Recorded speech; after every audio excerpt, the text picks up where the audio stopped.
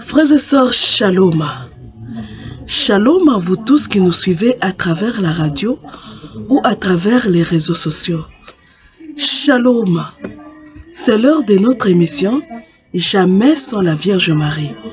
Jamais sans la Vierge Marie, c'est l'émission qui nous rassemble autour de notre mère, la Vierge Marie. Jamais sans la Vierge Marie, c'est l'émission qu'anime votre sœur lumière que je suis.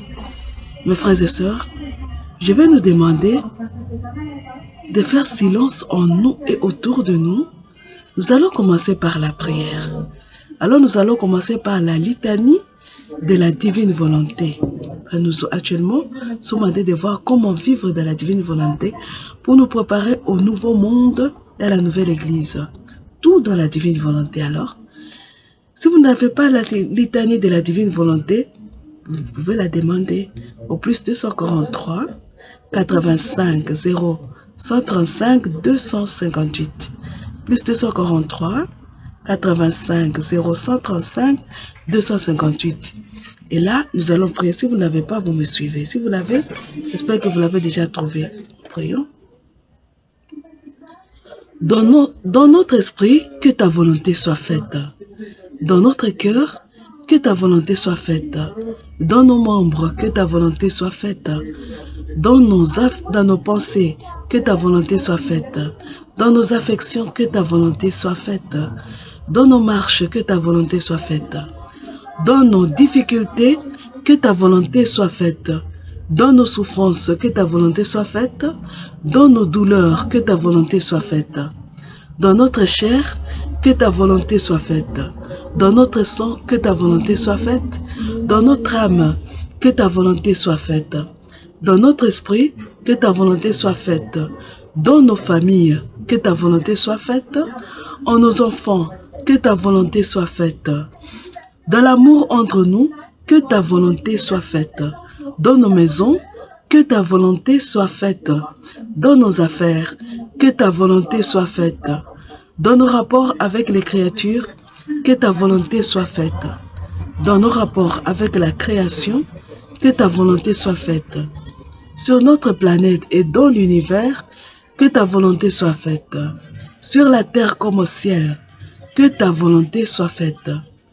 En chaque chair et en chaque esprit créé, que ta volonté soit faite. En nous, fils de la divine volonté, que ta volonté soit faite. Dans notre prière, que ta volonté soit faite. Dans l'adoration et la louange, que ta volonté soit faite. Dans notre respiration et notre vie, que ta volonté soit faite. Maintenant et dans l'éternité, que ta volonté soit faite. Prions.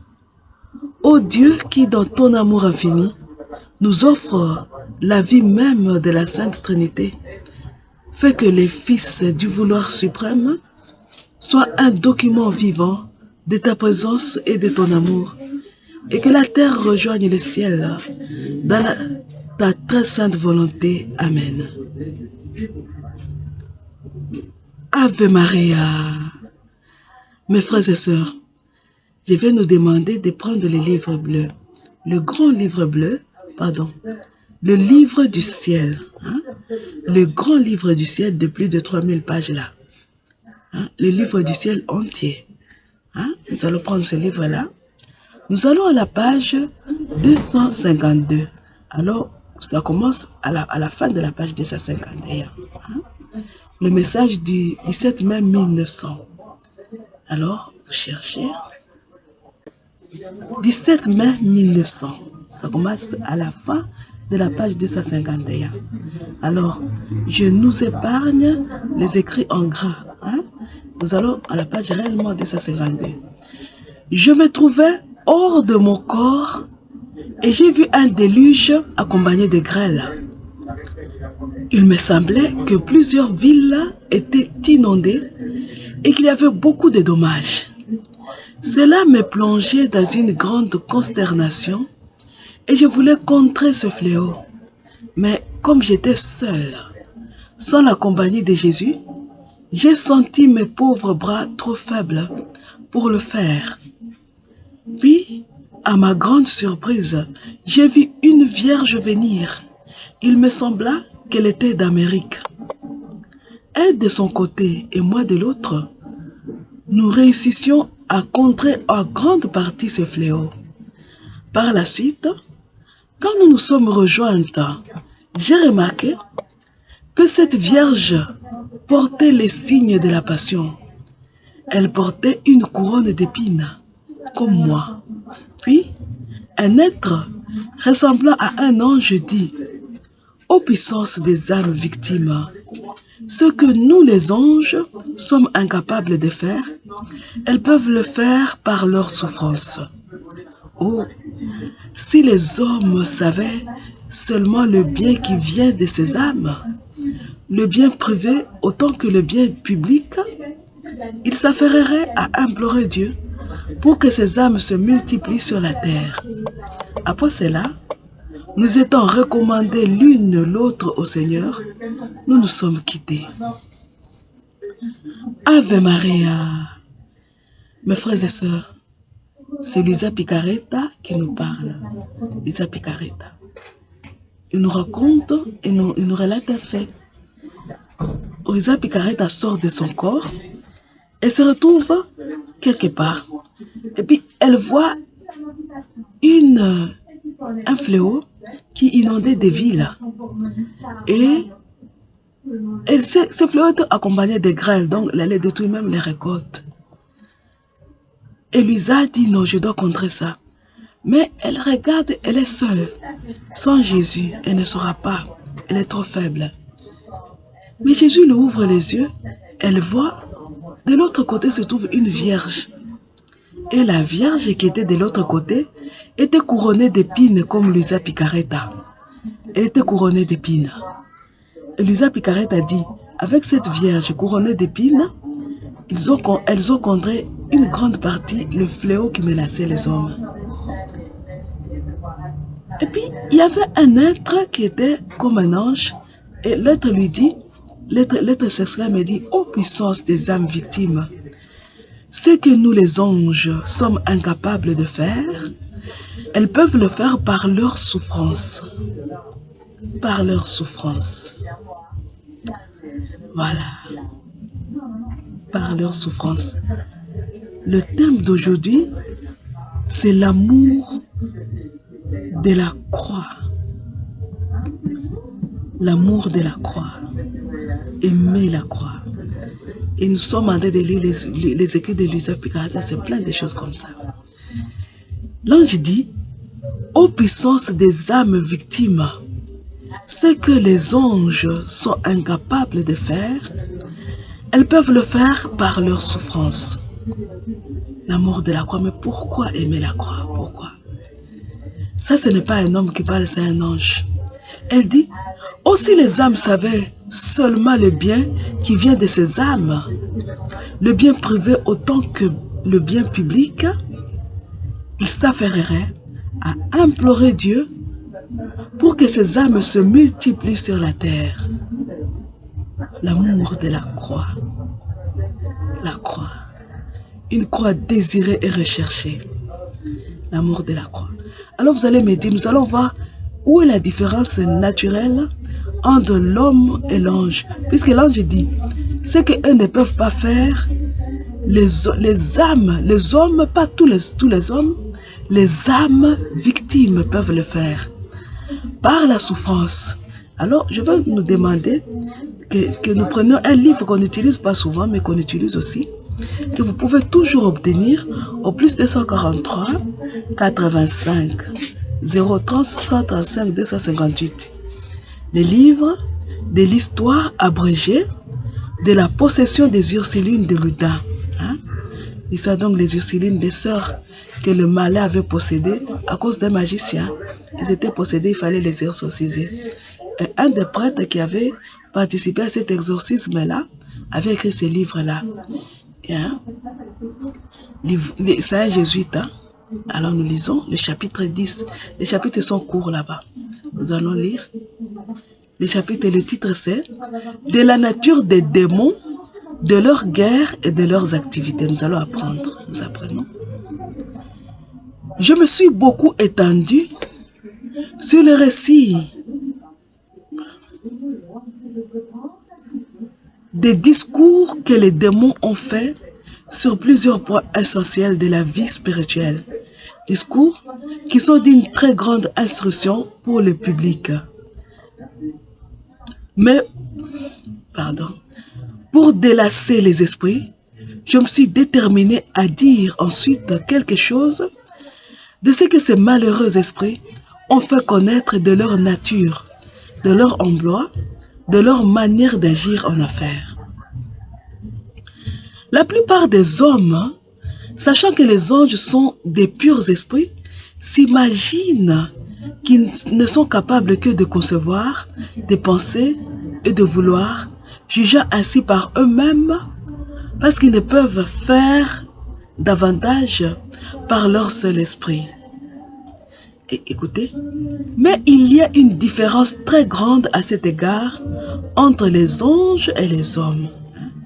Il y a une différence entre les hommes et les anges. Écoutez, les anges ayant perdu Dieu ont perdu le bien essentiel et sont devenus, comme nous l'avons dit plusieurs fois, infiniment malheureux parce qu'ils ne verront jamais leur Créateur, dont la seule vue fait toute la félicité des anges et des hommes. Ayant donc été dépouillés de leur gloire et de leur beauté par leur péché, ils ont conservé la nature angélique qui d'elle-même a de grandes qualités.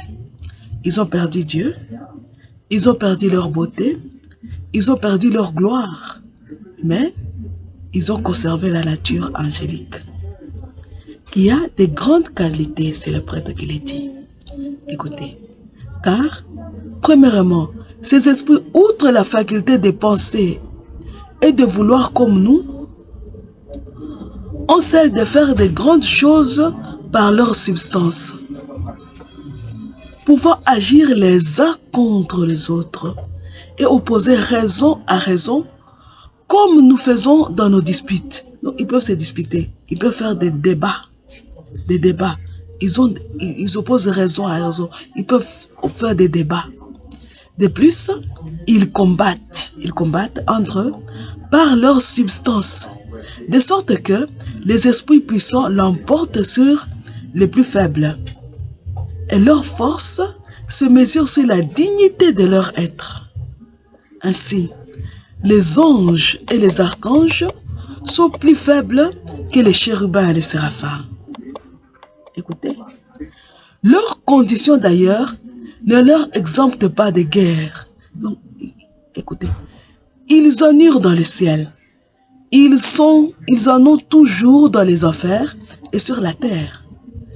Pour preuve de ceci, je m'aperçus un jour que des 4 démons qui possédaient la mère prieure, celui qui était en faction fut fort maltraité par les 3 autres. Je remarquai qu'il était fort en peine. Il me sembla que j'aurais pu compter les coups qu'il recevait. Je demandai la raison de cette émeute et l'un d'eux qui me dit que Léviathan, qui était le maître et le chef, battait Isacharon parce qu'il avait dit quelque chose contre ses intentions. Donc les anges, ils peuvent faire des débats, ils peuvent se battre, se donner des coups, les anges. Et ici, le prêtre donne l'exemple de Léviathan qui a dit de battre un ange parce qu'il avait dit quelque chose qui ne lui plaisait pas. Il a fait quelque chose qui ne lui plaisait pas. Et Léviathan le tape. Il dit, car il arrive souvent que les plus forts battent les plus faibles. Écoutez, Léviathan était séraphin et l'autre n'est qu'un chérubin. Celui qui me racontait leur querelle était une domination. Ils ont des différends, non d'un à un, mais même des grandes guerres. Donc, ils peuvent se battre l'un contre l'autre. Ils peuvent faire aussi des grandes guerres entre eux. Quand ils sont plusieurs dans chaque partie, ils peuvent faire des grandes guerres. Ils s'entrebattent cruellement et leur substance leur servent d'arme dans ces combats. Donc, quand ils se battent, ils n'ont pas besoin d'armes.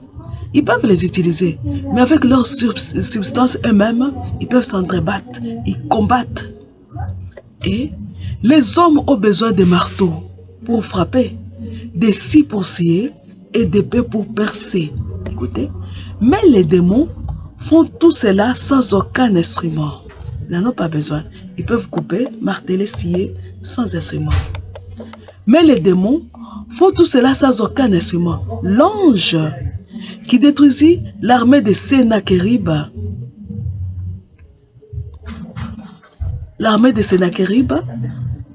ne se servit que de sa propre substance pour cette grande défaite. Afin, ceux qui sont plus élevés en dignité s'étendent beaucoup plus que les autres. Léviathan qui est à Séraphin peut s'étendre à 30 lieues, les autres à 15, les autres à 12, selon la capacité de chacun. Écoutez, un seul peut remplir toute une grande ville. Donc il faut comme les poules. Vous voyez les poules? Quand une poule veut couver ses œufs, qu'est-ce qu'elle fait? Elle s'étend, n'est-ce pas?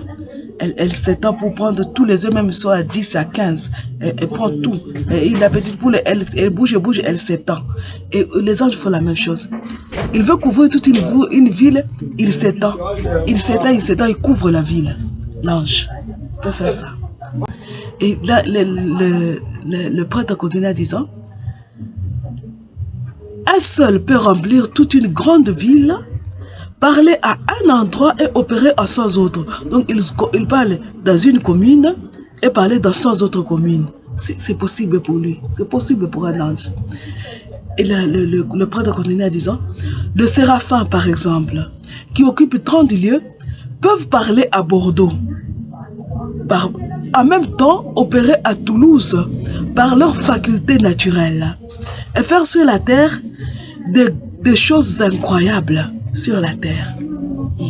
L'ange, il n'est pas omniprésent, mais il peut s'étendre et couvrir une grande ville et œuvrer dans plusieurs lieux à un même moment. Mais il n'est pas omniprésent.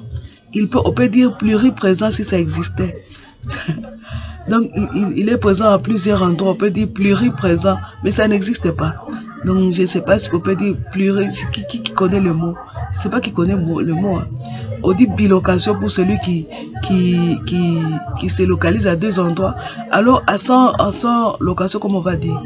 110 locations, je ne sais pas. Donc, c'est ça l'ange, les démons. Il est capable. Mais aujourd'hui, mes frères et sœurs, nous avons de nous dire que l'ange qui est capable de faire ça, de détruire toute une armée. On dit celui qui a détruit l'armée de Sennacherib n'avait pas d'armes. Si nous allons dans les livres de Maccabée, celui qui avait frappé Héliodore, ils l'ont roué des coups. On n'a pas dit que... Mais vous voyez, le Seigneur dit ceci. Dans les livres de Maccabée, on dit ceci. L'éclat du Seigneur avait vidé d'énergie les gens là qui étaient venus avec Héliodore. C'est dans le 3e chapitre de Maccabée, vous pouvez aller vérifier. J'avais lu ça, je voulais même qu'on les lise ensemble, mais je crois qu'on n'aura pas le temps. Si on a le temps, on va lire.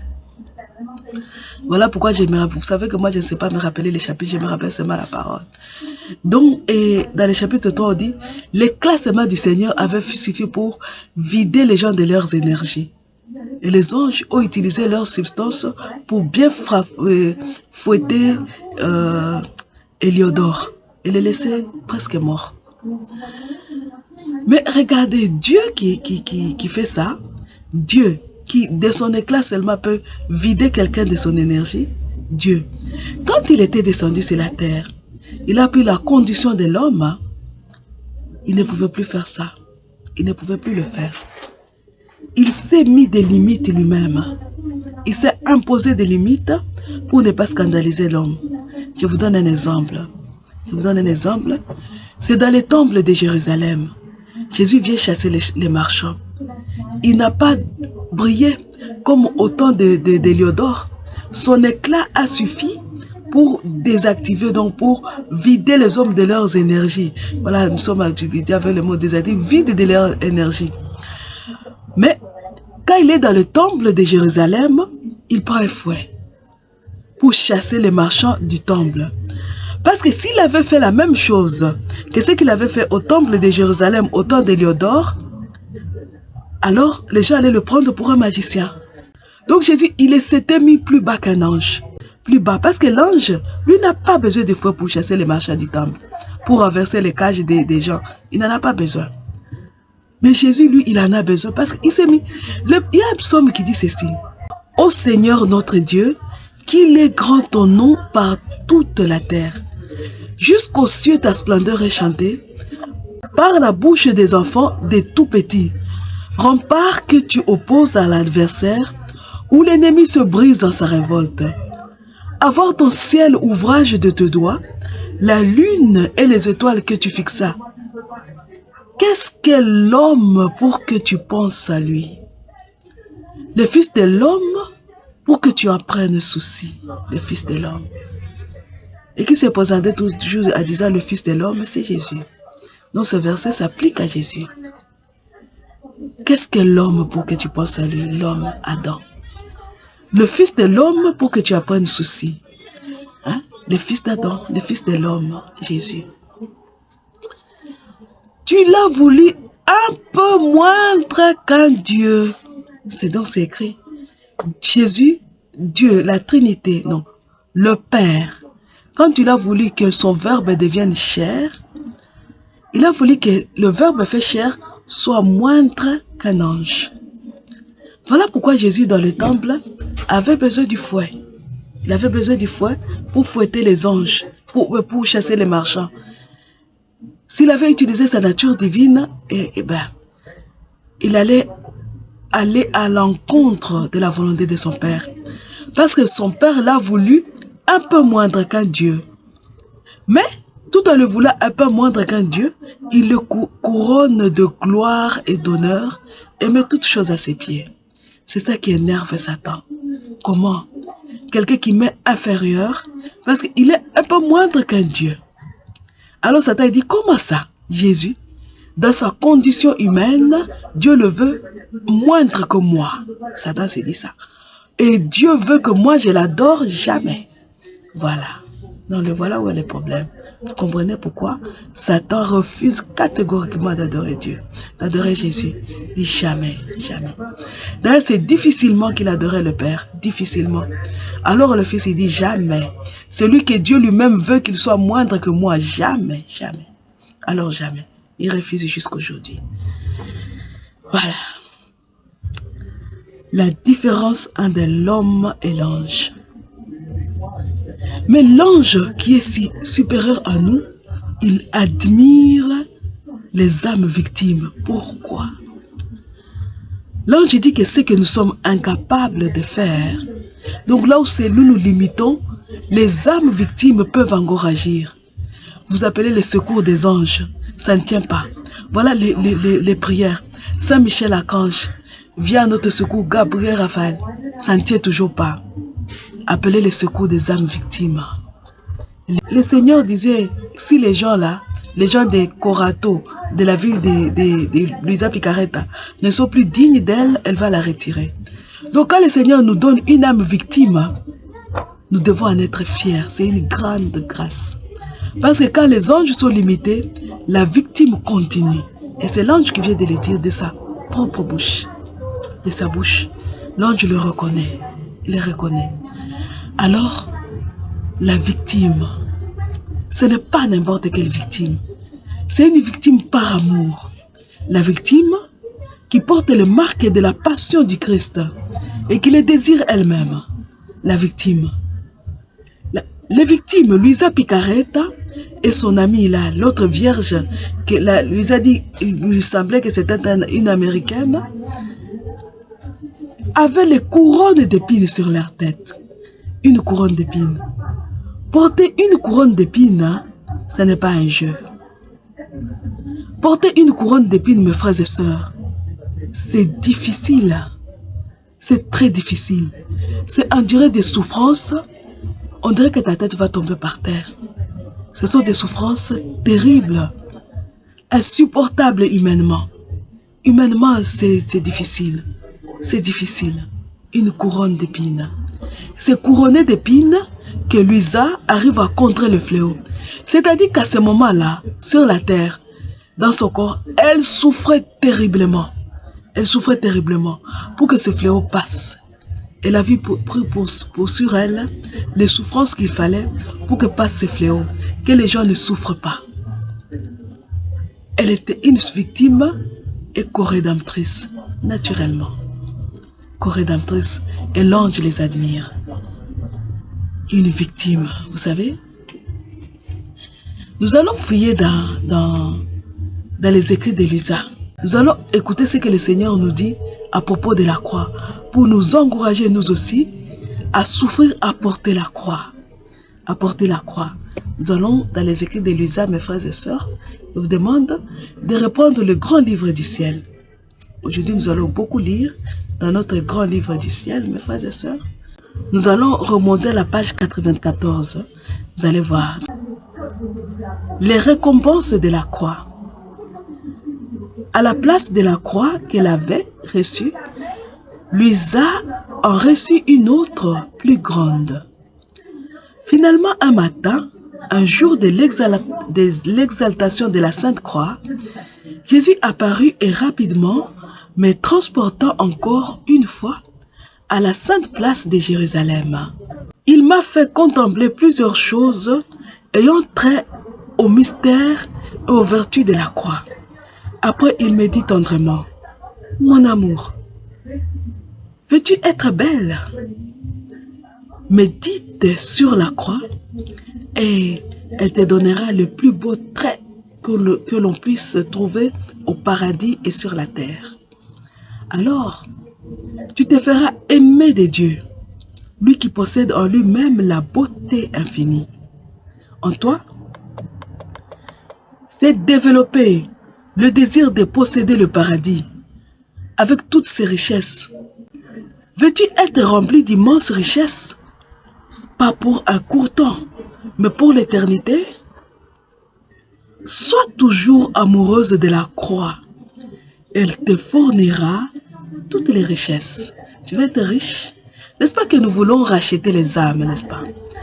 Nous voulons racheter les âmes. Le Seigneur dit ceci. Tu veux avoir assez d'argent pour racheter les âmes? Riche pour racheter les âmes? Sois toujours amoureuse de la croix. Elle te donnera toutes les richesses. Nous avons besoin des sous pour acheter. Les sous, c'est notre capacité de souffrir, de porter la croix. Nous avons besoin de ça, de l'argent. L'argent que nous avons, ça ne porte pas la marque de César, comme Jésus dit à César, ce qui est à César, à Dieu, ce qui est à Dieu.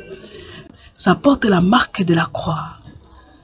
Et quand nous avons cet argent-là, quand nous souffrons, portant la marque de la croix, nous rachetons les âmes. Nous rachetons des villes. Regardez, Luisa et son ami ont racheté des villes. On rachète. Une autre citation qui est toujours à la page 95, donc 95, dans le livre du ciel, écoutez, Jésus dit ceci. La croix, cependant, amène tous les triomphes, les plus grandes acquisitions et les plus grandes victoires. C'est pourquoi tu ne dois avoir aucun autre but que la croix.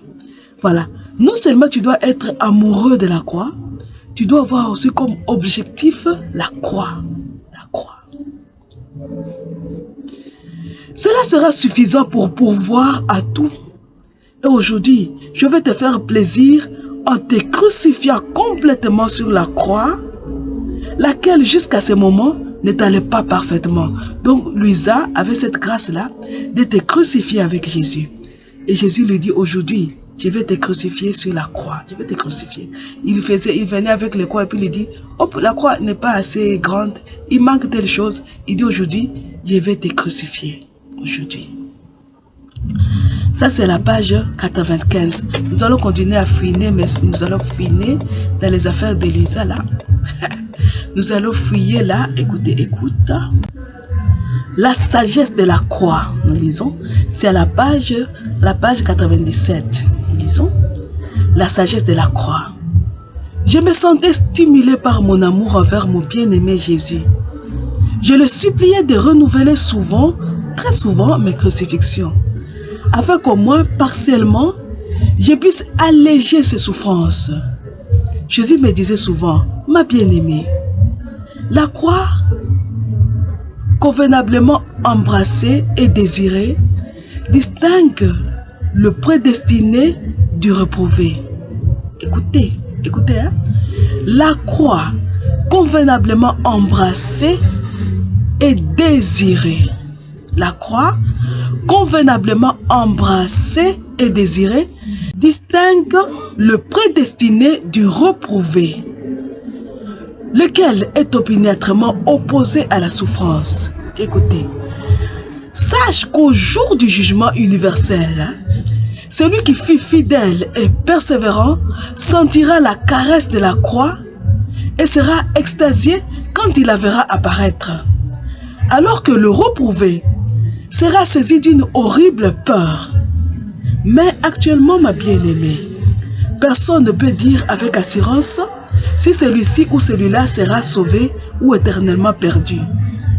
Par exemple, si quand se présente la croix, quelqu'un l'embrasse avec résignation et patience, la baise de temps à temps, remercie celui qui les lui envoie et me suit, c'est un signe évident et quasi certain qu'il sera parmi les sauvés.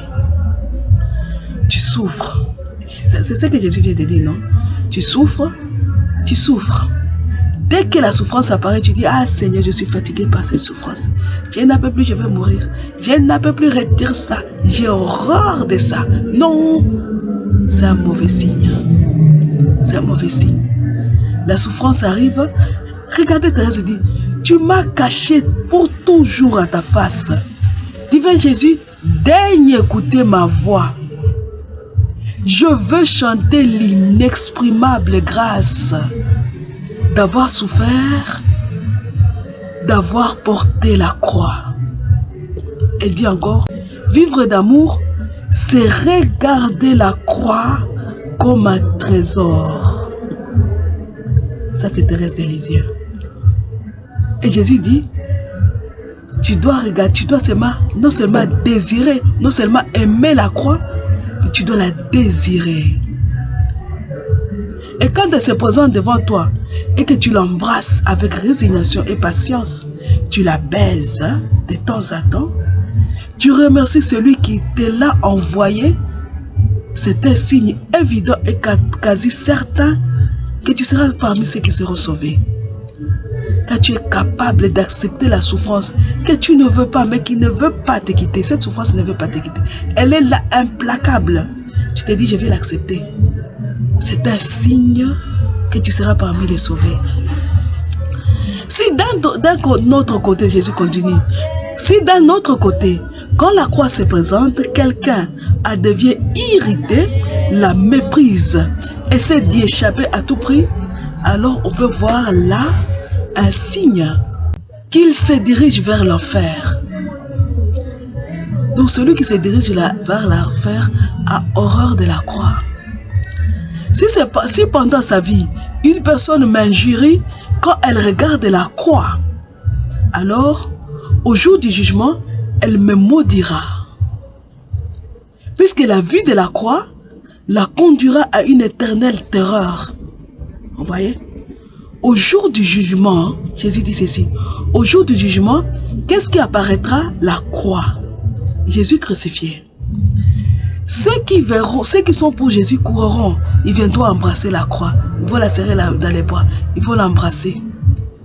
Ceux qui ne sont pas pour Jésus, ils vont avoir horreur de cette croix. Ils vont même maudire Jésus.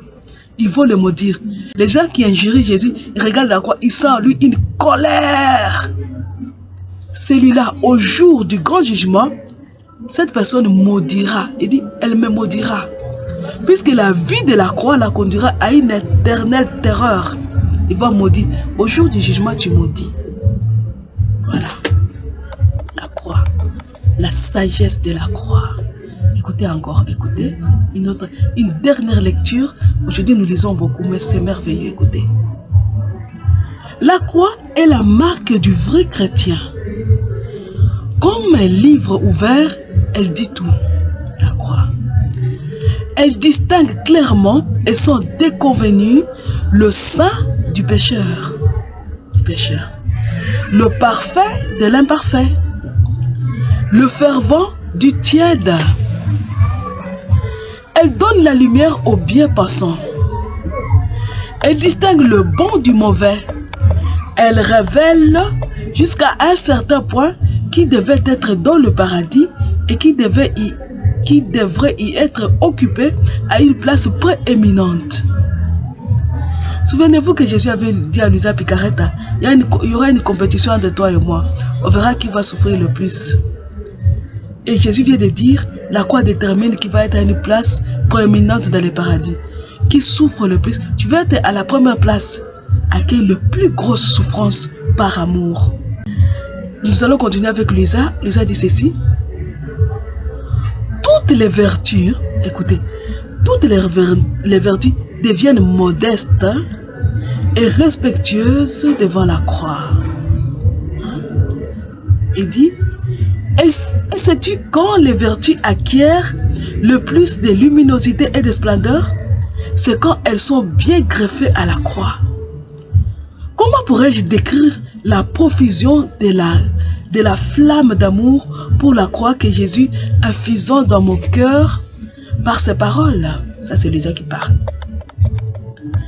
Je fus saisi par un engouement si grand de souffrir que si Jésus n'avait pas contenté mon cœur en renouvelant très souvent ma crucifixion, j'aurais certainement été tourmenté par des élans incontrôlables d'amour. Parfois, après avoir renouvelé ma crucifixion, Jésus disait, « Bien-aimé de mon cœur, puisque tu désires ardemment la fragrance que mes souffrances dégagent à partir de la croix, j'ai satisfait tes désirs en crucifiant ton âme et en te communiquant chacune de mes souffrances. Mais si tu n'étais pas si peu disposé à démontrer à chacun combien tu m'aimes, je voudrais aussi sceller ton corps de mes plaies sanglantes et visibles. » Écoutez, je veux dans ce but t'enseigner la prière suivante à dire pour obtenir cette grâce. Laquelle grâce? La grâce de voir dans son corps scellé les plaies sanglantes et visibles de Jésus. Écoutez la prière que Jésus donne. Tu veux les stigmates? Alors récite cette prière. Je vais vous dire quelque chose qui va vous faire rire. Mais je vais vous lire d'abord la prière. Écoutez. Ô très sainte Trinité, baignée dans le sang de Jésus-Christ, je me prosterne devant ton trône dans une profonde adoration. Je te supplie, par les sublimes vertus de Jésus, de m'accorder la grâce d'être toujours crucifié. Voilà la prière, si tu la veux. Maintenant, je vais vous dire une chose. Un jour, pendant le temps de carême, j'ai senti les souffrances de Jésus dans moi. Je n'ai pas les stigmates visibles, je n'en ai pas. Mais il arrive que je les ressens. Et moi, j'ai du mal à me déplacer parce que les plantes de mes pieds et mes genoux aussi, ils ressentent ces souffrances régulièrement, souvent. Mais si tu vois, tu ne verras rien. Tu verras, des fois, ça monte comme deux boutons, des boutons, des marques. Hein. Vous voyez, comme sur quelque chose qui apparaît. Des fois, ceux qui vivaient avec moi étaient vigilants et remarquaient que ces choses sont apparues. Mais ils étaient très discrets. Alors un jour, un de mes frères me dit, du renouveau, et regarde, il dit, mais c'est quoi? Je souffrais. Alors je faisais comme ça les mains. Donc, je souffrais. Alors, mon frère me voit et me dit, mais qu'est-ce que tu as? Je dis rien du tout. Mais remarque qu'à chaque fois qu'on priait intensément, puisque c'est moi-même qui conduisais l'intercession, on faisait le chemin de la croix, et j'ai donné des intentions fortes qui ont trait avec le sang de Jésus et les plaies de Jésus. Mais c'est moi qui donne l'intention et c'est moi qui souffre. Finalement, sans rien lui dire, elle a compris que non, cette sœur ici, elle souffre, elle a de sentir les plaies de Jésus. Alors elle me dit, je ne comprends jamais Jésus, moi. Mais c'est mon frère, hein? Il prie, il est très fort. Dans la prière là, mais il me dit, je ne comprends jamais Jésus. Il donne des stigmates à des pauvres. Les riches sont hauts de l'argent, ils ont de l'argent, ils sont comblés, ils n'ont besoin derrière eux. même si les stigmates, il a l'argent, il peut pourvoir à tout. Je lui dis, mais pourquoi tu dis ça? Il me dit, oh, tu n'as pas appris. Il paraît qu'il y a une pauvre femme, très pauvre au nord Kivu, qui est en train de saigner à ce moment. Elle saigne, mais elle est pauvre. Tu te rends compte qu'elle est coincée dans les lits. Comment elle va travailler pour survivre? Je lui ai dit, mais toi alors, tu n'as pas compris la chose. Si tu savais, tu n'allais pas dire ça. Elle me dit, comment tu vas comprendre? Parce que toi-même, je te vois en train de souffrir. Bientôt, peut-être même, tu vas saigner comme la dame là. Pour vous dire que des fois, il y a des gens qui s'énervent pour rien. Et quand le Seigneur dit qu'il y a des gens qui s'irritent devant la croix, réellement, ça existe. Une autre fois, c'était au chemin de la croix, on marchait au chemin de la croix. Et une autre dame me regarde. Une dame qui m'assistait. Vous voyez, dans le renouveau, on se fait accompagner même par des mamans. C'est une maman qui avait fait déjà à cette époque-là plus de 30 ans dans les renouveaux. Puisque c'était au moment de l'écoute, je lui avais ouvert mon secret. Je lui ai dit mon secret. Elle me dit, pourquoi tu sais ça? Je lui ai dit, bon, je n'aime pas parler. Hein. Mais heureusement aussi pour moi, ce n'est pas visible. Hein. Mais il arrive des fois que je ressens ça. Alors, elle commence à faire ses attentions, ses analyses. Un jour, au cours des chemins de croix, elle voit que j'ai du mal vraiment à m'agenouiller parce que je sentais que mes genoux ne tenaient pas. Alors, elle me regarde avec fureur et me dit, certaines choses, quand Dieu te les donne, il faut les refuser. Je lui ai dit, alors toi, alors maman, dis-moi, est-ce qu'on refuse les choses qui viennent de celui qu'on aime? Je l'aime. Je suis trop amoureuse de lui pour lui dire non. Elle m'a dit ton amour là. Et puis elle a continué sa route. Vous voyez, des fois ça fait rire. Mais quand tu réfléchis, tu te dis, mais pourquoi ça l'a énervé? C'est pas elle qui a souffert. Mais pourquoi ça va, cette personne? Bon, tu continues ta vie, hein, qu'est-ce que tu veux? Mais le Seigneur dit aujourd'hui, la croix. La croix. Tu veux racheter? Aime et désire la croix. Nous voulons racheter les âmes. Où trouverons-nous l'argent? Dans la croix. Désirer et aimer la croix. Hein? N'est-ce pas? Le Seigneur dit, tu veux avoir des stigmates faciles? Très facile. Il nous a enseigné la prière. Nous allons la dire ensemble pour clôturer la prière. Je suis sûr que beaucoup vont se taire parce qu'ils ne veulent pas ces choses-là. Mais si tu les veux, si tu veux racheter les âmes, tu veux réellement racheter les âmes. Tu veux qu'il y ait des conversions dans ta famille. Tu veux que les choses changent en RDC. Tu veux que l'Église redevienne l'Église selon le cœur de Dieu. Moi, j'aspire à un monde sans mal ni incubateur du mal. Voilà pourquoi moi, je n'aime pas seulement la croix. Moi, je désire toute la passion, même la mort. Je désire tout. Tout. Tout. Et même la mort, je finirai par ressusciter. Donc, tout. De tout. La mort, la vie, je désire la vie. Donc, disparaître. Pour que Jésus apparaisse, comme ça, j'aurai sa vie. Et puis mourir, souffrir sa passion. Et puis mourir. Et puis ressusciter avec lui. J'aurai tout. Je veux tout. Je ne sais pas ce que toi tu veux. Ou toi tu ne veux rien. Tu veux seulement la résurrection. Et actuellement, on prend seulement la résurrection. Jésus qui sort du tombeau. Eh bien, on prêche aussi seulement la vie. Et la vie là où Jésus fait les miracles. Il est puissant, il fait les miracles. On est à ça pas à 10 ans. Désire la croix. Ouah, tout le monde va fuir. C'est ça la vie. Hein? C'est ça la vie. Mais le Seigneur dit, le secret est dans la croix.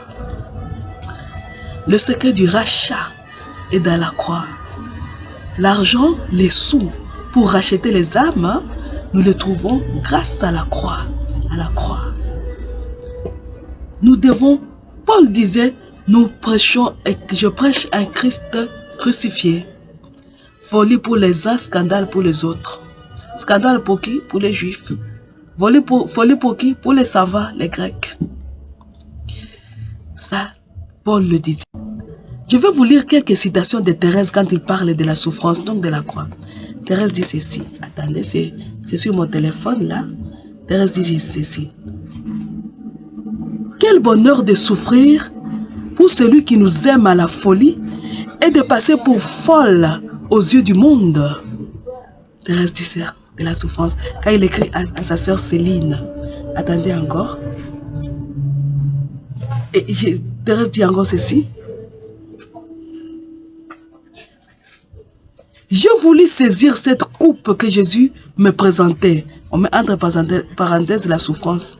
Mais lui retira sa main, me fit comprendre que l'acceptation le contentait. Écoutez, encore, et Thérèse dit encore ceci. Ce que j'ai souffert ici-bas, il faudrait le faire savoir aux âmes. Ce que j'ai souffert, je ne pourrais le dire qu'au ciel. Thérèse dit encore, j'ai possédé la souffrance. Il dit ça. Thérèse dit ceci, il dit ceci encore. Ça, je vous l'ai déjà dit. La souffrance, je la réclame. Ma joie, c'est d'aimer la souffrance. Thérèse dit ceci. Il était nécessaire que la souffrance nous éprouvât. Elle dit encore, elle dit à sa sœur Léonie, hein, je sentis naître à mon cœur, à mon cours, un grand désir, j'ai senti naître à mon cœur un grand désir de la souffrance.